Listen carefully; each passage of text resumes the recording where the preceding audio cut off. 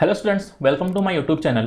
तो आज की क्लास में हम लोग पढ़ने वाले हैं सिर्फ सिंपल इंटरेस्ट के बारे में। वैसे मैंने ये टॉपिक साथ में शुरू किया था कंपाउंड इंटरेस्ट के साथ, simple interest and compound interest के साथ।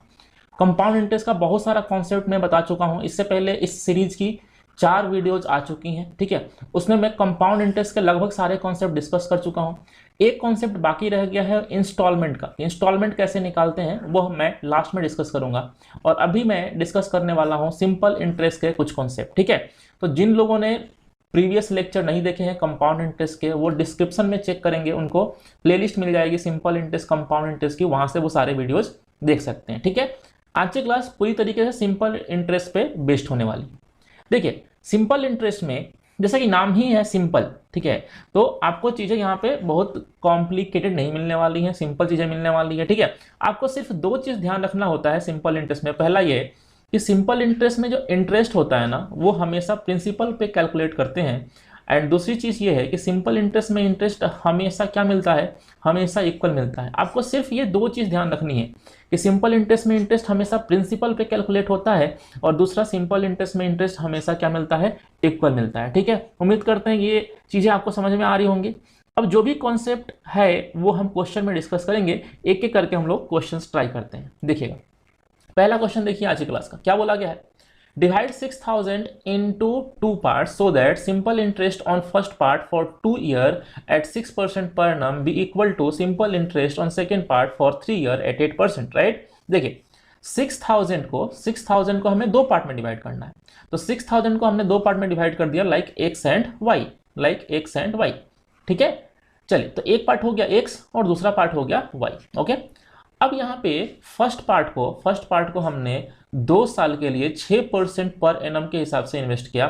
तो मान लीजिए कि फर्स्ट पार्ट x है एंड सेकेंड पार्ट y है, तो फर्स्ट पार्ट पे 2 साल के लिए 6% के हिसाब से कितना इंटरेस्ट मिलेगा। तो देखिए, सिंपल इंटरेस्ट की बात है, तो सिंपल इंटरेस्ट कितना है, यहाँ पे रेट क्या है 6%, तो हर साल 6% मिलेगा। तो 2 साल में कितना मिलेगा, 2 साल में मिलेगा 12%। तो हम बोल सकते हैं कि यहाँ पे जो सिंपल इंटरेस्ट हमें मिलेगा वो कितना होगा, 12% of x, right. B equal to simple interest on second part for 3 year at 8%। कहने का मतलब ये है कि जो सेकेंड पार्ट है y, इस पे 3 साल में 8% के हिसाब से कितना इंटरेस्ट मिलेगा। देखिएगा, देखिए, every year 8%, then in 3 year total interest is 24% of y, right. तो हम बोल सकते हैं कि सेकेंड पार्ट पे जो इंटरेस्ट मिलेगा वो कितना मिलेगा, 24% of y, and first part पे कितना मिलेगा, 12% ऑफ x। अब ये दोनों क्या होने चाहिए, दोनों इक्वल होने चाहिए, तो दोनों को इक्वल कर दो, ठीक है। तो यहाँ से क्या हो जाएगा, x upon y is equal to 24/12, right, and 24/12 is equal to 2/1। तो ये क्या आ गया, ये आ गया x और y के बीच में ratio, right. x and y के बीच में जो रेशियो आ गया वो कितना आ गया, 2:1। और आपको पता है कि x प्लस वाई कितना है, 6000। तब क्या करना है, वी हैव टू डिवाइड 6000 इन 2:1। तो कैसे डिवाइड करेंगे, देखिए, 2 + 1 कितना हो गया, 3, and 3 is equal to 6000, then 1 is equal to 2000, and 1 is equal to 2000, then 2 is equal to 4000, and 1 is equal to 2000। तो जो पहला पार्ट है वो 4000 रुपये का है और दूसरा पार्ट 2000 रुपये का है। तो इस तरीके से हम 6000 को 2 पार्ट में डिवाइड करेंगे। उम्मीद करते हैं ये क्वेश्चन समझ में आया होगा। बहुत ही सिंपल सा क्वेश्चन था। ऐसे क्वेश्चन को करने में एग्जाम में मैक्सिमम 30 से 40 सेकंड लगेंगे, मैक्सिमम 30 से 40 सेकंड, राइट। चलिए नेक्स्ट क्वेश्चन देखते हैं। नेक्स्ट क्वेश्चन क्या बोला गया है, जरा ध्यान से देखिएगा। बोला गया a certain sum of money put at a rate for 4 year at simple interest. यानी कोई पैसा है, उसको किसी रेट ऑफ इंटरेस्ट के हिसाब से 4 साल के लिए हम लोग इन्वेस्ट करते हैं, किस पे, सिंपल इंटरेस्ट पे, ठीक है। If he had put at 5% higher rate, कहने का मतलब यह है कि रेट ऑफ इंटरेस्ट अगर 5% ज्यादा हो, रेट ऑफ इंटरेस्ट कितना हो, 5% ज्यादा हो, इट वुड बी फेच्ड 256 मोर, यानी कि तो हमें 256 रुपीज एक्स्ट्रा मिलता है। फाइंड द सम कितना, सम यानी प्रिंसिपल। तो मान लेते हैं कि प्रिंसिपल 100 रुपये, राइट, मान लेते हैं प्रिंसिपल 100 रुपये है। अब एक बात बताओ, अगर 5% हायर रेट ऑफ इंटरेस्ट पे आप इस पैसे को डालोगे, 5% हायर रेट ऑफ इंटरेस्ट पे इस पैसे को डालोगे, तो आपको हर साल 5% ज़्यादा इंटरेस्ट मिलेगा ना। अब प्रिंसिपल आपने अगर 100 मान लिया, प्रिंसिपल अगर आपने 100 मान लिया तो हर साल 5 रुपये ज़्यादा मिलेगा। तो 4 साल में आप कितना ज़्यादा इंटरेस्ट मिल जाएगा बताओ।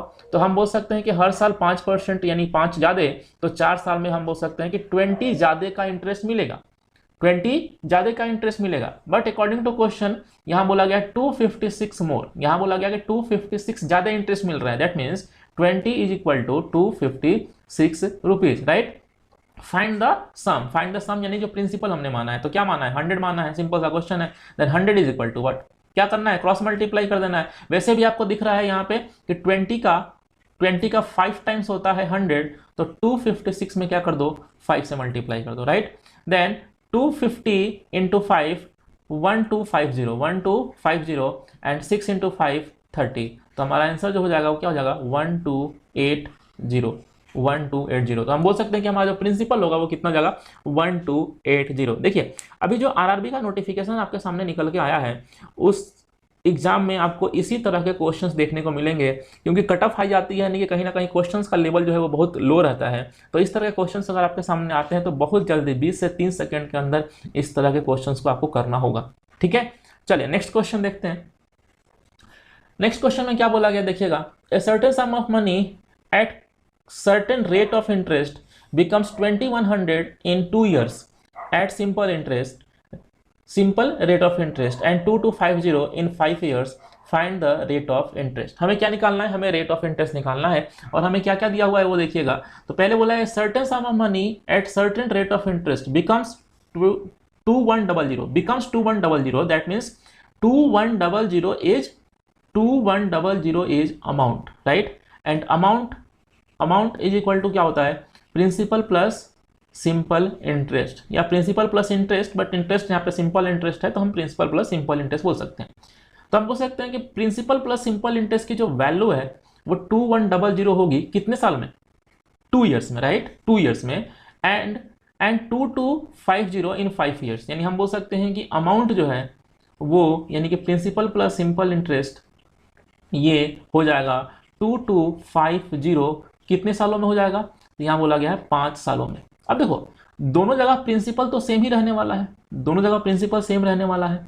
अब यहाँ पे जो सिंपल इंटरेस्ट होगा वो 2 साल का होगा, राइट। और यहाँ पे जो सिंपल इंटरेस्ट होगा वो कितने साल का होगा 5 साल का होगा डेफिनेटली। यहाँ पे जो सिंपल इंटरेस्ट होगा सेकेंड वाली कंडीशन में वो ज़्यादा होगा। तो ये मान लेते हैं सिंपल इंटरेस्ट 1 और ये सिंपल इंटरेस्ट 2, राइट ओके।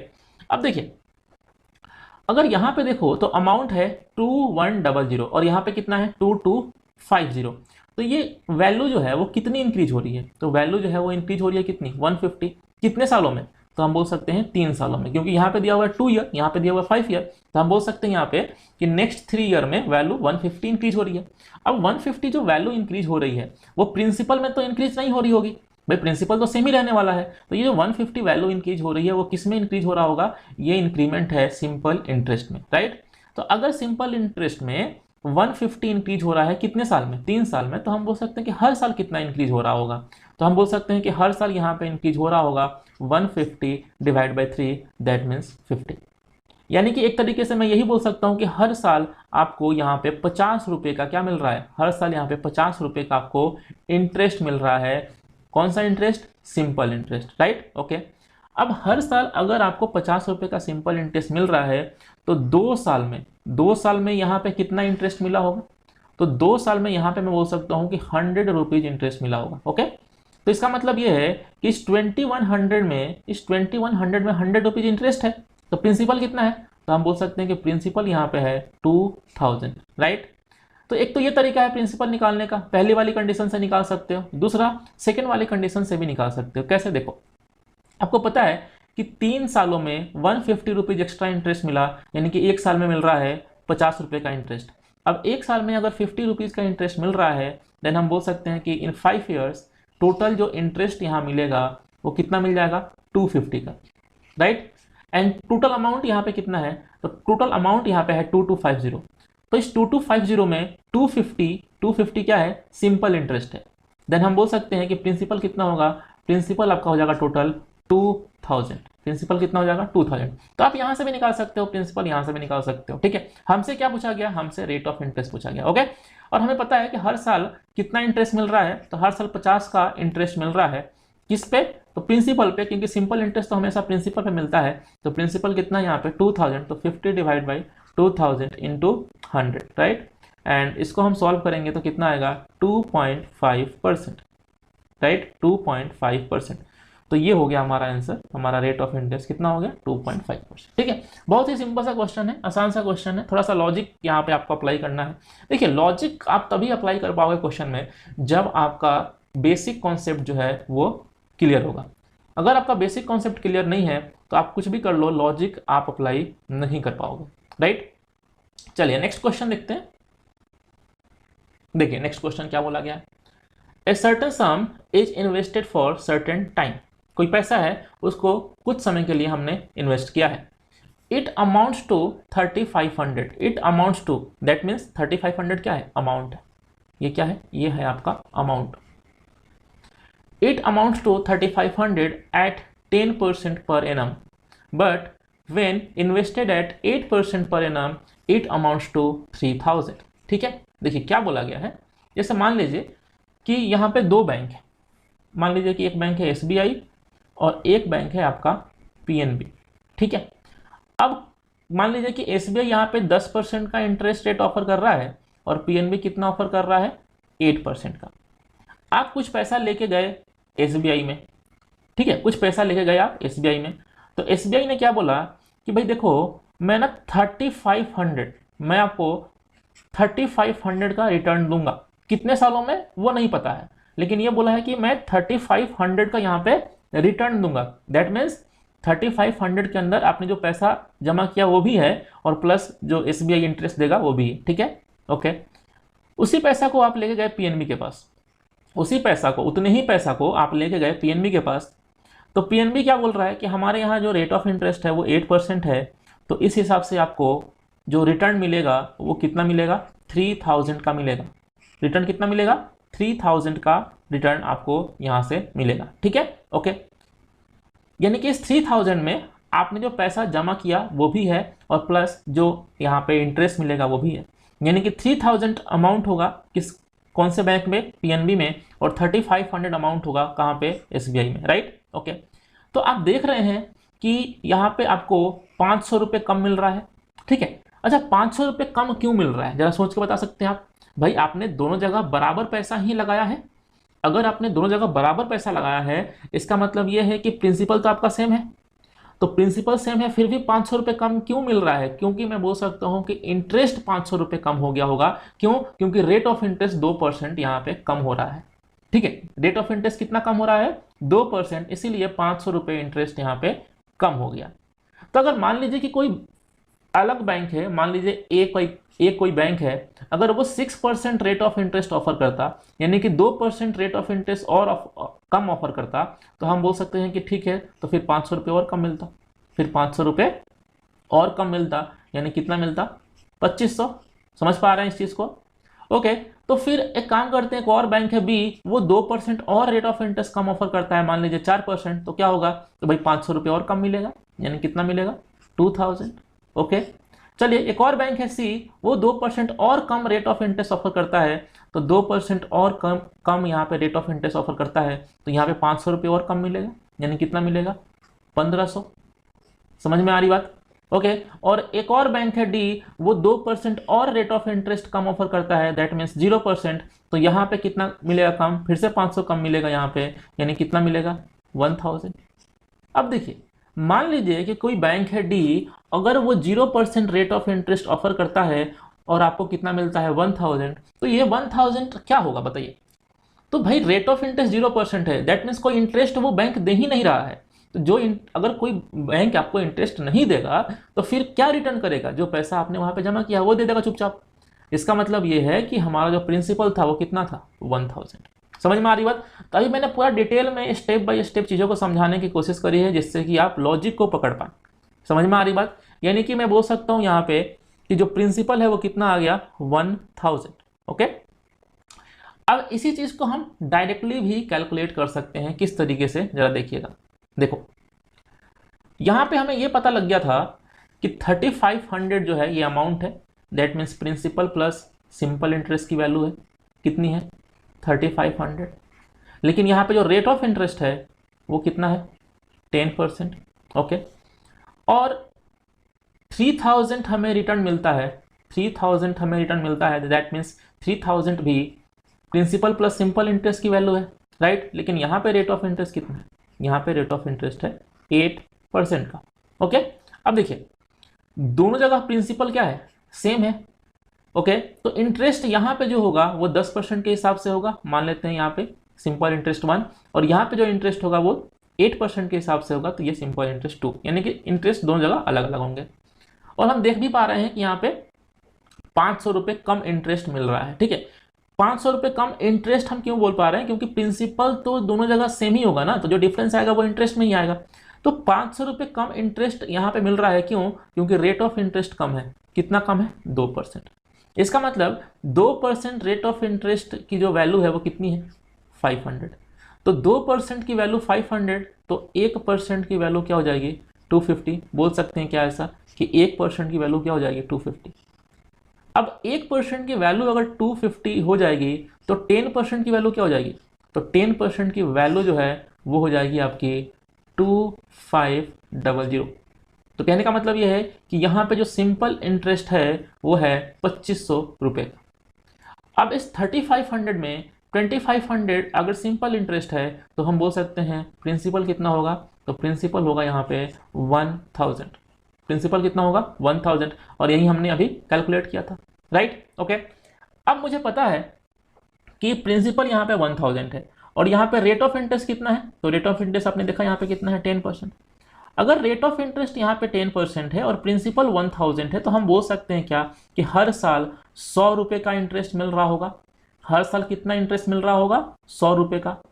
अब हर साल अगर 100 रुपये का इंटरेस्ट मिल रहा होगा तो टोटल यहाँ पे इंटरेस्ट जो मिल रहा है वो 2500 का है।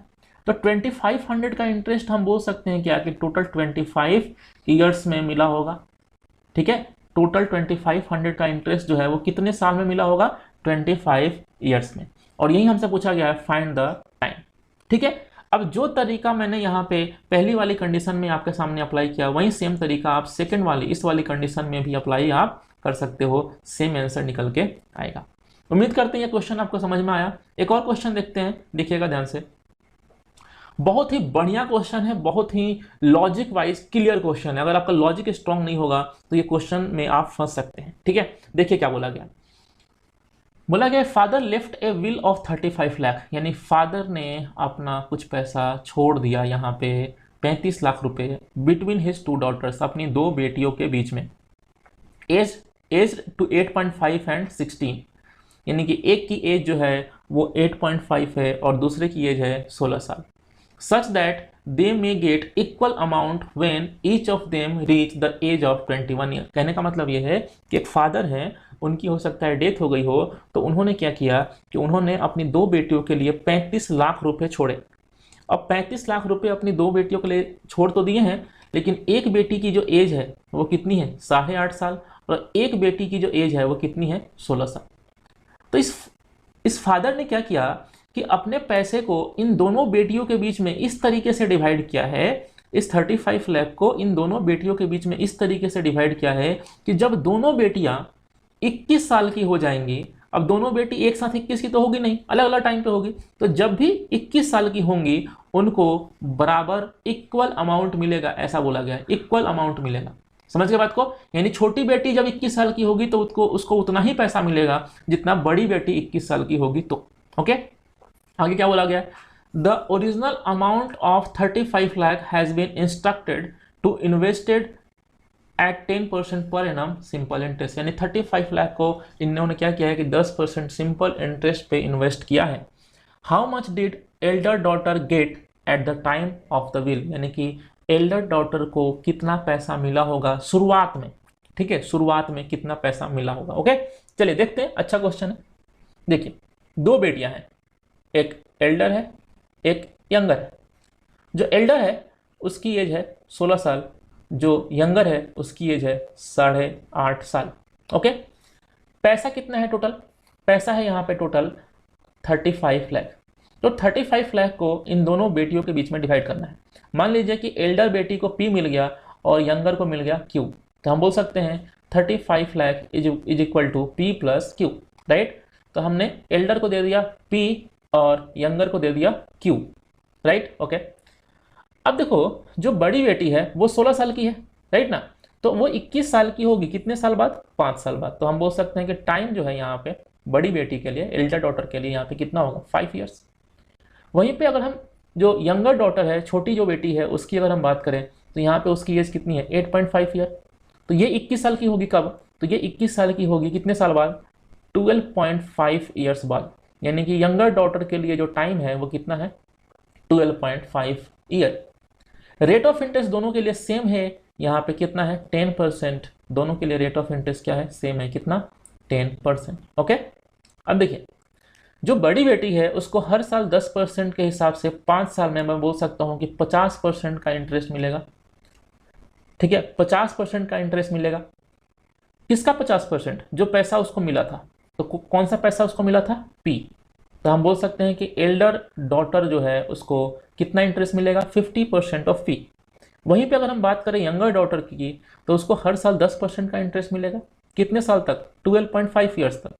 तो कितना परसेंट इंटरेस्ट मिल जाएगा टोटल, तो हम बोल सकते हैं कि 12.5 इंटू 10, क्योंकि हर साल 10%, तो 12.5 साल तक कितना, तो 12.5 इंटू 10, यानी कि जो यंगर डॉटर है उसको यहाँ पे इंटरेस्ट मिलेगा कितने परसेंट का, 125% का, 125% का। किसका 125%, जो पैसा इसको मिला था। तो कितना पैसा इसको मिला था, Q, तो 125% ऑफ Q। तो हमने क्या देखा कि जो बड़ी बेटी है, जो एल्डर डॉटर है, जब वो 21 साल की हो जाएगी तो उसको इंटरेस्ट मिलेगा 50% ऑफ P, और जो यंगर डॉटर है जब वो 21 साल की हो जाएगी तो उसको इंटरेस्ट मिलेगा 125% ऑफ Q, राइट।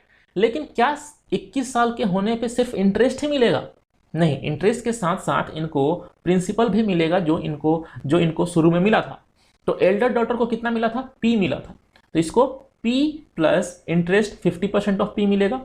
और जो छोटी बेटी है, यंगर डॉटर है, उसको कितना मिला था, Q मिला था, तो इसको टोटल जो रिटर्न मिलेगा जब ये 21 साल की हो जाएगी कितना मिलेगा, Q प्लस इंटरेस्ट, यानी 125% ऑफ Q। तो बोला क्वेश्चन में ये गया है कि ये दोनों वैल्यू जो है ना वो इक्वल होनी चाहिए, ठीक है। जब बड़ी बेटी 21 साल की हो जाएगी तो उसको इतना सारा पैसा मिलेगा, ठीक है, और छोटी बेटी जब 21 साल की हो जाएगी तो उसको इतना सारा पैसा मिलेगा। ये दोनों पैसा क्या होना चाहिए, ये दोनों पैसा बराबर होना चाहिए। तो इन दोनों पैसे को हम लोग इक्वेट कर लेते हैं। देखिए P plus 50% of P, that means P/2 is equal to Q plus 125%। 125% कितना होता है, 125/100, दैट मीन्स 5/4Q। अब इन दोनों को ऐड करें, P प्लस P/2 कितना हो जाएगा, ये हो जाएगा 3/2P is equal to Q plus 5/4। तो यहाँ पे 4 प्लस 5 कितना हो जाएगा, 9/4Q, राइट। 9 को कैंसिल किया 3 से, कितना हो गया 3, 4 को कैंसिल किया 2 से, कितना हो गया 2। Then P/Q is equal to 3/2, right, 3/2। तो ये क्या बन गया, ये रेशियो बन गया P एंड Q के बीच में। P एंड Q के बीच में क्या रेशियो बन गया, 3:2। क्या रेशियो बन गया, 3:2। और हमें पता है P प्लस Q की वैल्यू कितनी है, P प्लस Q की वैल्यू है 35। तो 35 को जो है वो हम डिवाइड करेंगे 3:2 में। कैसे डिवाइड करेंगे, देखिएगा 3 + 2 5, 5 is equal to 35, then 1 is equal to कितना 7, and 1 is equal to 7, then 3 is equal to 3 × 7, यानी ये कितना हो जाएगा 21 lakh, and 2 is equal to 2 × 7, यानी कितना हो जाएगा 14 लाख। तो P हमने किसको दिया था, P हमने दिया था एल्डर को। तो यहाँ पे जो बड़ी बेटी है उसको मिलेगा कितना, 21 लाख रुपए मिलेंगे आउट ऑफ 35 लाख। और जो यंगर है, जो छोटी बेटी है, उसको हमने कितना दिया था, उसको हमने Q दिया था, तो उसको कितना मिलेगा यहाँ पे 14 लाख आउट ऑफ 35 लाख, ठीक है। तो यही हमसे पूछा गया था, how much did elder daughter get at the time of will. तो एल्डर डॉटर को जो है वो कितना मिल जाएगा, 21 लाख का यहाँ पे टोटल पैसा उसको मिलेगा, ठीक है। तो ये क्वेश्चन कुछ मैंने आपको यहाँ पे कराए हैं आज की क्लास में। उम्मीद करते हैं ये सारे क्वेश्चंस आपको समझ में आए होंगे। बहुत ही अच्छे क्वेश्चंस मैं आपके सामने लेके आ रहा हूँ। ठीक है, डेली जो है 10 बजे मेरा वीडियो जो है वो अपलोड हो जाता है इस चैनल पे। अगर आपको नहीं पता हो तो आप डेली 10 बजे आप इस चैनल पे आके देखिएगा, डेली वीडियो अपलोड हो जाता है। ठीक है, चलिए उम्मीद करते हैं आज की क्लास में जो कुछ भी मैंने पढ़ाया आपको समझ में आया हो। ठीक है, अगर ये वीडियो आपको अच्छा लगा हो तो प्लीज़ इस वीडियो को लाइक करें और चैनल पे नए हैं तो सब्सक्राइब करें। मिलते हैं नेक्स्ट क्लास में, तब तक के लिए धन्यवाद।